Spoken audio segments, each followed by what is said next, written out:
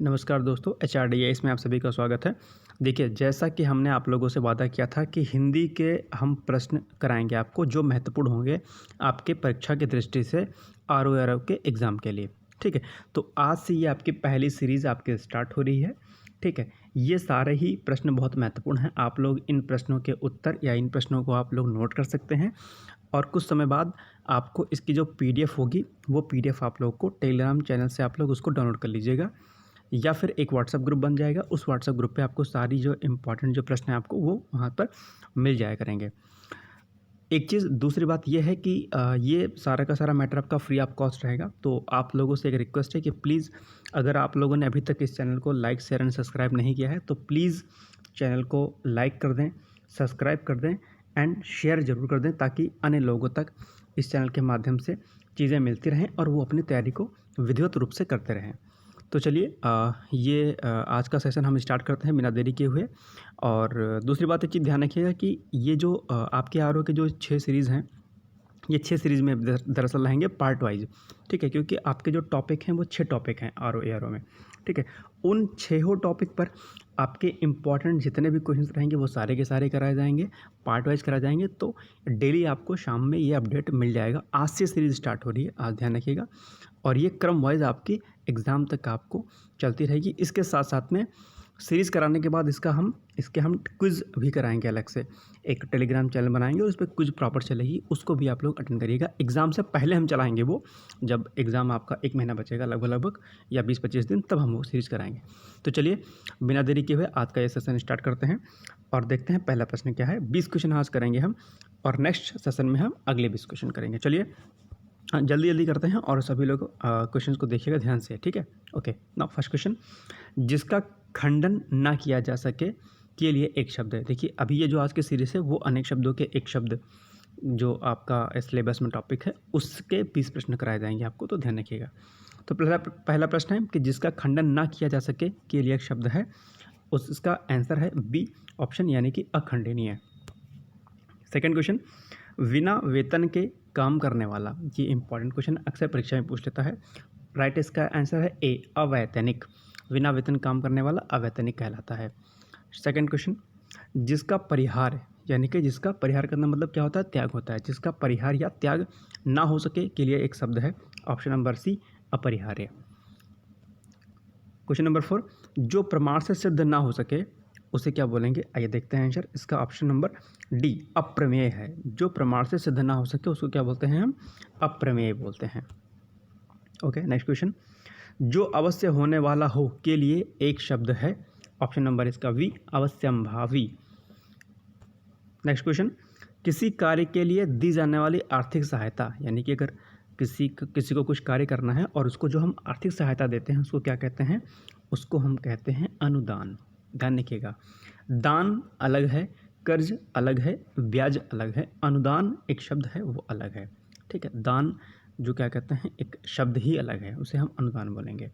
Okay, next question, अनुचित खर्च करने वाला के लिए निम्नलिखित में से उपयुक्त शब्द है, ठीक। क्या होगा, उसका जो राइट आंसर है ये होगा अपव्ययी, ठीक है। अनुचित खर्च करने वाला के लिए, यानी कि आप अनावश्यक खर्चा करते हैं तो उस व्यक्ति को क्या बोलेंगे, उस शख्स को क्या बोलेंगे, उसको बोलेंगे अपव्ययी, ठीक। नेक्स्ट क्वेश्चन, जो पहले ना हुआ हो उसके लिए शब्द है अपूर्व। जो सब कुछ उदारता से देना जानता है उसे क्या बोलेंगे, ऑप्शन नंबर इसका ए राइट है, उदार मना, ठीक है। शब्द ध्यान रखिएगा, उदार मना इसको बोलेंगे, जो सब कुछ उदारता से देना जानता हो, ठीक है। उसके अंदर कोई छल कपट की भावना ना हो, किसी अन्य उद्देश्य से नहीं देता है, वो उदारता की भावना से देता है, तो उस व्यक्ति को क्या बोलेंगे या उस शख्स को क्या बोलेंगे, उदार मना बोलेंगे, उस शब्द को उदार मना बोलेंगे। चलिए नेक्स्ट क्वेश्चन, एक ही आदमी का अधिकार के लिए उपयुक्त शब्द है। एक ही आदमी का अधिकार के लिए उपयुक्त शब्द है, ऑप्शन नंबर सी एकाधिकार, ठीक है। यानी कि मेरा ही अधिकार इस पर है, यानी कि स्वयं का अधिकार है। एक ही व्यक्ति का आधिपत्य है, किसी चीज़ पर अधिकार है, तो उसे क्या बोलेंगे हम, एकाधिकार। हमारा अधिकार एक ही चीज़ पर है, किसी वस्तु पर या किसी भी अन्य चीज़ों पर। चलिए नेक्स्ट क्वेश्चन देखते हैं, क्वेश्चन नंबर 11, अपनी विवाहिता पत्नी से उत्पन्न पुत्र के लिए शब्द है। ध्यान रखिएगा, इसमें कई सारे शब्द आते हैं जिसमें से ये वाला जो आपका है वो इम्पोर्टेंट है। अपनी ही विवाहिता से पत्नी से उत्पन्न पुत्र के लिए एक शब्द है ऑप्शन नंबर डी औरस। ध्यान रखिएगा, दत्तक, जनाता, पुत्र वधू वगैरह में कन्फ्यूजन मत क्रिएट करिएगा, ये बड़ा कन्फ्यूजिंग सा क्वेश्चन है, तो इसको जरूर ध्यान रखिएगा कि उसे औरस बोलते हैं। चलिए नेक्स्ट क्वेश्चन, जो मोल लिया हुआ हो उसे क्या बोलेंगे? उसे बोलेंगे क्रीत। क्या? उसे बोलेंगे क्रीत बोलेंगे। ऑप्शन नंबर ए इसका राइट आंसर है। आइए प्रश्न नंबर 13, जो केंद्र से हटकर दूर हो जाता है के लिए एक शब्द है। देखिए ये प्रश्न आप लोगों ने दरअसल फिजिक्स में भी यानी कि अपने भौतिक विज्ञान में भी पढ़ा होगा। ठीक है, तो राइट आंसर इसका क्या होगा सोच लीजिए पहले। तो ऑप्शन देखते हैं, राइट इसका आंसर है बी, केंद्रापसारी। ठीक है, जो केंद्र से दूर हो जाता है। ठीक है, अगर कोई केंद्र बिंदु है और उस केंद्र बिंदु से क्या होता है, कोई चीज़ अगर दूर होती है तो उसे क्या बोलेंगे हम? केंद्रापसारी बोलेंगे। Right, okay. आकाश में उड़ने वाला के लिए एक शब्द है, क्या है? बी आंसर खग। क्या है? खा, खग। अच्छा, आकाश को खा भी बोलते हैं, ध्यान रखिएगा। ठीक है, ये जो खा है आपको, ये दरअसल इसको हम आकाश भी बोलते हैं। ठीक है, तो कभी कभी अर्थ इसका पूछ लेता है, ये भी ध्यान रखिएगा। आकाश में उड़ने वाले के लिए एक शब्द क्या है? खग है। ठीक है, ये चीज़ ध्यान रखिएगा। ओके, नेक्स्ट क्वेश्चन, जिसका ज्ञान इंद्रियों द्वारा ना हो सके के लिए एक शब्द है, क्या बोलेंगे उसको? उसको बोलेंगे हम गोतीत। अब इसमें भी आप लोग कंफ्यूज हो सकते हैं कि ये ज्ञानेंद्रिय हो गया, अज्ञानी हो जाएगा, अनियंद्रिय हो जाएगा। नहीं, जिसका ज्ञान इंद्रियों द्वारा ना हो सके उसके लिए शब्द है गोतीत। ठीक है, अज्ञानी नहीं लगा देना कि यार अज्ञानी हो जाएगा या फिर अनिंद्रिय शब्द हो जाएगा, ऐसा नहीं है। उसके लिए गोतीत शब्द है। ऑप्शन नंबर सी इसका राइट आंसर है। चलिए, जिसके सिर पर चंद्रमा है उसे क्या बोलेंगे? चंद्रशेखर। ठीक, क्वेश्चन नंबर 17 देखते हैं, जल में पैदा होने वाला के लिए एक शब्द क्या है? जलज। ये तो बहुत कॉमन क्वेश्चन है, आपको पता ही होगा क्या है? जलज। ओके, नेक्स्ट क्वेश्चन, जो अवैध संतान हो उसे क्या बोलेंगे हम? इंपॉर्टेंट क्वेश्चन है, ध्यान रखिएगा। ठीक है, तो चलिए सोचिए एक बार ज़रा कि इसका आंसर क्या हो जाएगा। ये इंपॉर्टेंट है, पहले मैं बता दे रहा हूँ, इसको ध्यान रखिएगा आप लोग। ठीक, जो अवैध संतान हो उसको क्या बोलेंगे? इसका राइट आंसर है ए, यानी कि जारज। अवैध संतान को क्या बोलेंगे हम? बोलेंगे जारज। ओके, नेक्स्ट क्वेश्चन, चारों ओर से जल से घिरा हुआ भूभाग, जल से घिरा भूभाग, उसको क्या बोलेंगे? उसको बोलेंगे हम टापू। क्या बोलेंगे? टापू। भूगोल का वैसे प्रश्न है, भूगोल में पूछ लेता है, मतलब पूछ क्या लेता है, भूगोल का एक शब्दावली है एक तरीके से, तो ये क्वेश्चन भी आपका क्या है? इंपॉर्टेंट है। ठीक, पुलिस की बड़ी चौकी के लिए शब्द क्या है? इसके लिए थाना होता है, सिंपल सी बात है। कोतवाली एक अलग चीज़ होती है, प्रधान कार्यालय का अलग होता है, पुलिस की बड़ी चौकी के लिए थाना होता है। कोतवाली जस्ट लाइक एक पार्ट हो गया, डिवीज़न होता है, जो कोतवाली होती है छोटा होता है। ठीक है, एक छोटे से सेक्शन में होता है। चलिए नेक्स्ट क्वेश्चन, ध्यान या विचार करने वाला के लिए उपयुक्त शब्द है। ठीक है, देखिए उसका राइट आंसर क्या हो जाएगा? सी, ध्याता। ध्यान या विचार करने वाला के लिए उपयुक्त शब्द क्या है? ध्याता। नेक्स्ट क्वेश्चन, रात्रि के मध्य भाग का समय के लिए शब्द है। इंपॉर्टेंट क्वेश्चन है, ध्यान रखिएगा, अक्सर परीक्षा में पूछ लेता है, तो इसे आप लोग ध्यान से पढ़िए और समझिए कि रात्रि के मध्य भाग का समय के लिए शब्द क्या है? राइट आंसर इसका है ए, निशीथ। क्या है? निशीथ। अब मध्य रात्रि मत लगा दीजिएगा पहले कि आपने मध्य रात्रि लगा दिया, नहीं, उसके लिए शब्द है एक निशीथ। ओके, नेक्स्ट क्वेश्चन, प्रिय बोलने वाली स्त्री के लिए उपयुक्त शब्द क्या है? जो प्रिय बोलती है उसे शब्द क्या बोलती है? ये भी इंपॉर्टेंट क्वेश्चन है, परीक्षा में अक्सर पूछ लिया जाता है। ठीक है, तो उसके लिए शब्द है प्रियमवदा। क्या है? प्रियमवदा। नेक्स्ट क्वेश्चन, जो शंका करने योग्य ना हो के लिए एक शब्द क्या है? ये भी इंपॉर्टेंट है, निशंक। ठीक है, निशंक दरअसल किसी का नाम भी होता है।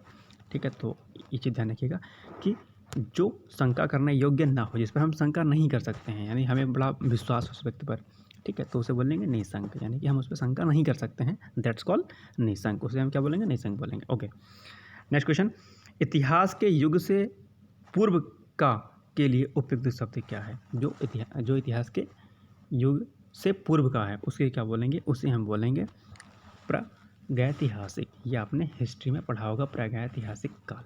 ठीक है, इतिहास के युग से पूर्व का समय इसको बोलते हैं।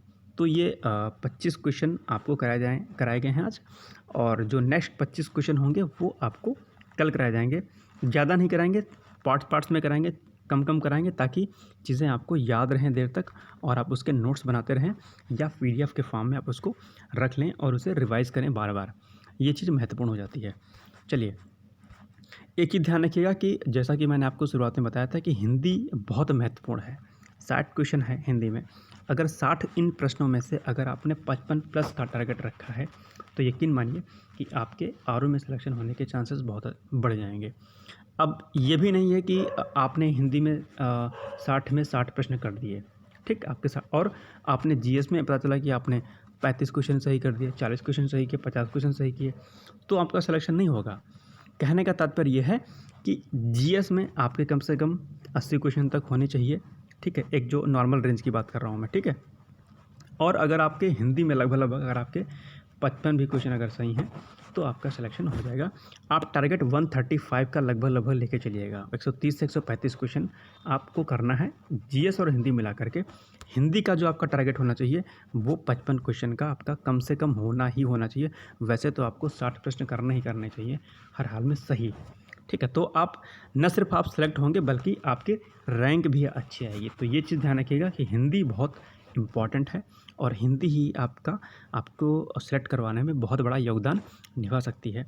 तो चलिए बिना देरी किए हुए अब आप लोग पढ़ाई करिए और कल हम दूसरी इसकी सीरीज इसी पार्ट का स्टार्ट करेंगे। तब तक के लिए आप सभी लोग को good luck, bye bye, take care.